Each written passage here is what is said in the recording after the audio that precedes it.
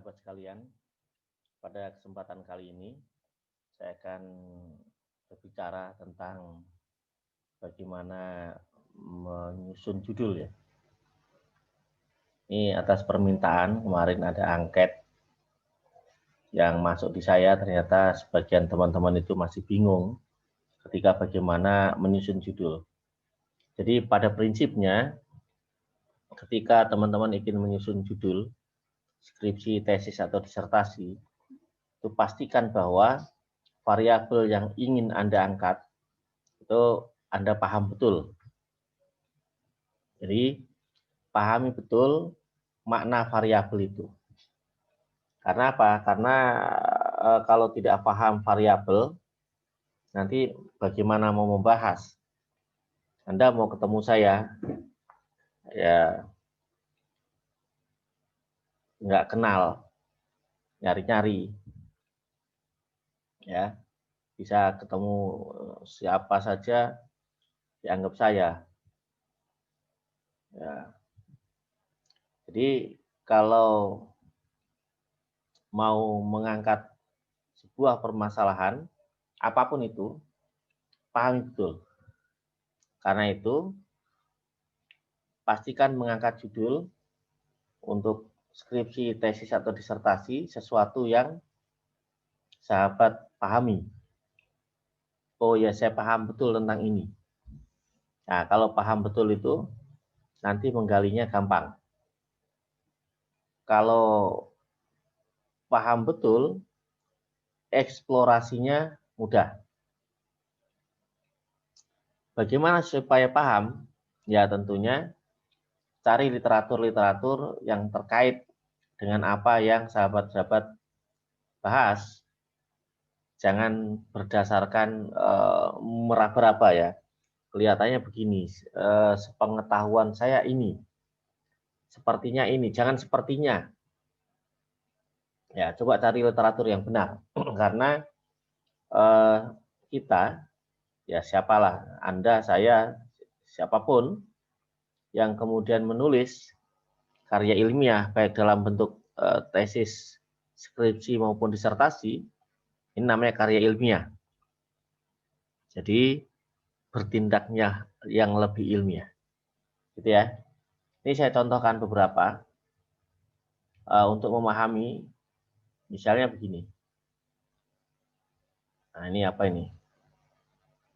Ini misalnya pengaruh pemahaman pendidikan karakter dan nilai spiritual terhadap akhlak siswa di SMP IT Nurul Fikri, Cimanggis, Kota Depok, Jawa Barat. Ya, saya contohkan begini. Ketika sahabat ini memahami tentang variabel-variabel yang ada dalam judul ini, ya, nanti membahasnya, misalnya ini contoh. Kalau ini kan variabel Y-nya, ya, ini akhlak siswa, ini variabel Y, ya, variabel yang dipengaruhi. Nah, X1 itu pemahaman pendidikan karakter, bukan pendidikan karakter, bukan karakter. Jadi beda ya. Beda antara karakter, pendidikan karakter, pemahaman pendidikan karakter. Itu beda lagi. Ini X1-nya, X2-nya nilai spiritual. Jadi kalau membahas misalnya pemahaman pendidikan karakter, Anda jangan membahas, sahabat ini jangan membahas tentang karakter. Karakter dan pendidikan karakter itu berbeda. Saya contohkan lagi misalnya ini. Nah, sebentar, sebelum ini. Yang karakter lagi. Oke, karakter lagi. Karakter lagi, mana karakter lagi?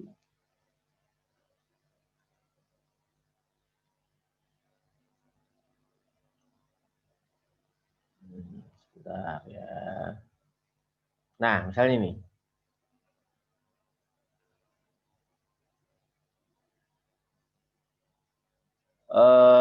Contoh ini ya,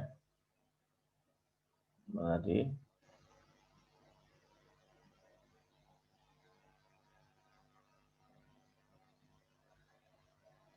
Kalau ini pemahaman tentang pendidikan karakter.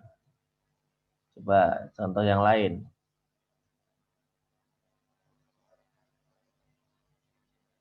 Nah ini, misalnya.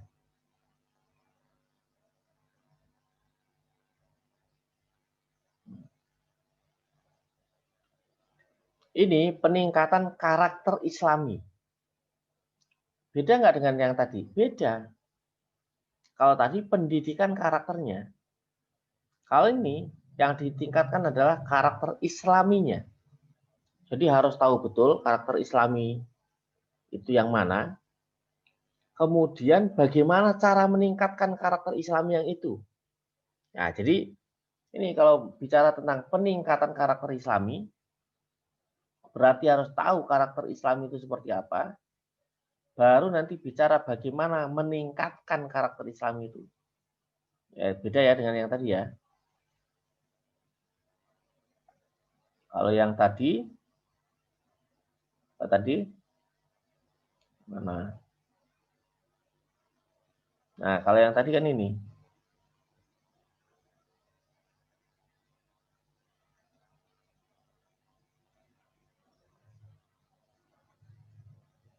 Oh, nah ini. Yang tadi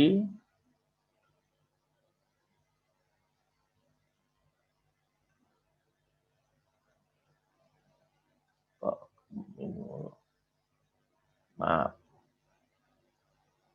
Yang tadi itu oh ini. Nah, ini yang tadi pemahaman pendidikan karakter, yang sebelumnya peningkatan karakter Islami. Nah, ini pendidikan karakter tadi karakter Islami itu saja udah beda ya. Nih saya contohkan lagi yang berbeda lagi.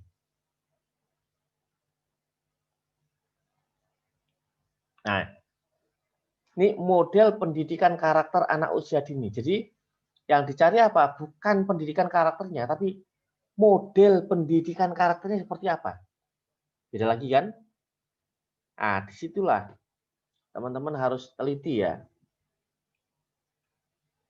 Itu yang tentang karakter-karakter. Nah, sekarang saya ingin itu mana tadi yang berikan karakter Islami tadi. Sudah di-share belum ini? Ini contoh ya yang tadi beda lagi tadi.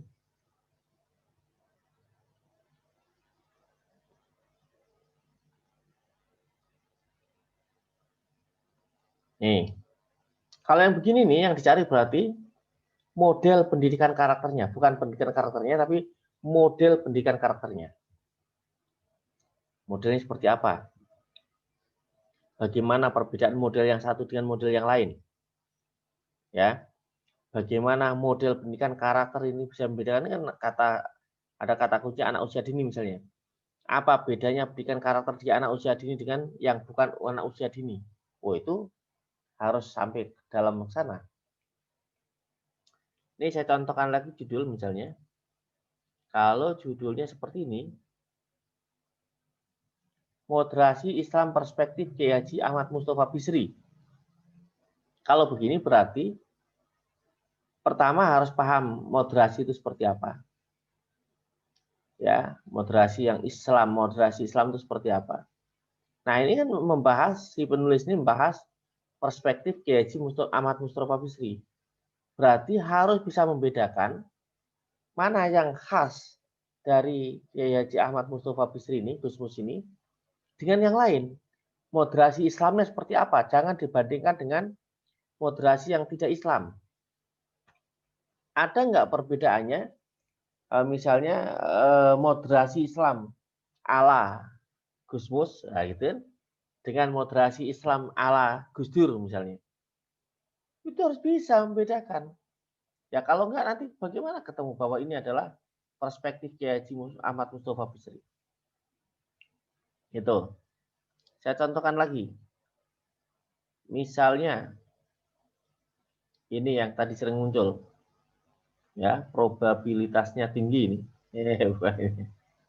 Nah, iya sering muncul itu.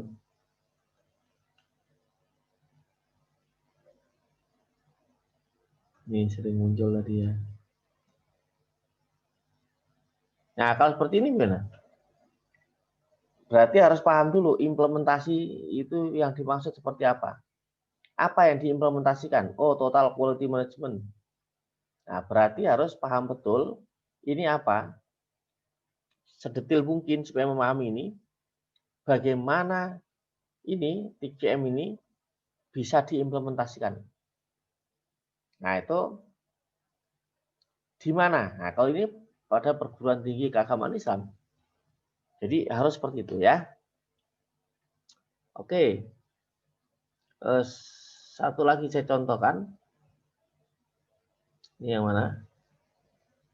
Ini peningkatan karakter Islami. Tadi ya. Maaf, sebentar.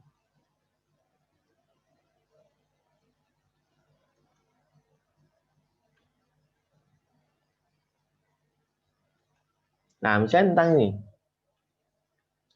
Literasi pendidikan dalam perspektif Al-Quran. Berarti kan harus tahu literasi pendidikan itu seperti apa. Nanti kenapa dalam perspektif Al-Quran? Bedanya apa dengan perspektif yang lain? Literasi pendidikan itu seperti apa dalam Al-Quran? Kalau literasi pendidikan itu, misalnya kalau yang disebut literasi membaca, contohnya misalnya, disebut sudah apa, cerdas, ya, cerdas literasi membaca misalnya, maka beda itu. Misalnya ada tulisan dilarang membuang sampah di sini,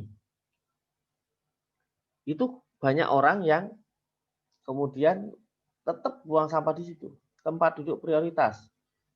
Nah, saya sering menemui itu justru yang duduk itu bukan prioritas, orang-orang prioritas bukan. Nah, itu dianggap tidak pintar membaca, literasi membacanya rendah. Misalnya.